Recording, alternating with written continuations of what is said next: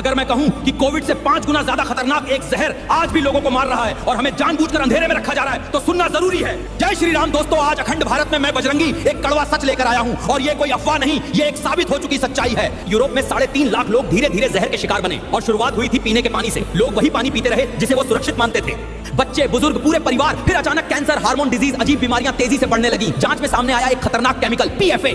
PFA एक ऐसा chemical जो कभी खत्म नहीं होता, इसलिए इसे कहा जाता है फॉरएवर केमिकल। ये केमिकल एक मैन्युफैक्चरिंग फैक्ट्री से सीधे पानी में छोड़ा जा रहा था। जब सच सामने आया पूरा यूरोप सड़कों पर उतर आया और फैक्ट्री बंद करवा दी गई। अब आप सोचेंगे गलती पकड़ी गई, फैक्ट्री बंद हुई, कहानी खत्म। नहीं, असल कहानी यहीं से शुरू होती है। जिस टेक्नोलॉजी को यूरोप ने इंसानों के लिए खतरनाक मानकर बैन किया, वही टेक्नोलॉजी आज भारत में इंपोर्ट की जा रही है। ये महाराष्ट्र के रत्नागिरी में चल रही है। अब सवाल सीधा है, अगर 3.5 लाख लोग जहरीले हो गए तो वही चीज भारत में क्यों मंजूर हुई? अगर ये सच आपको जरा सा भी जरूरी लगता है तो इस वीडियो को शेयर करो और गलत है तो कमेंट करो फैक्ट के साथ। राम राम।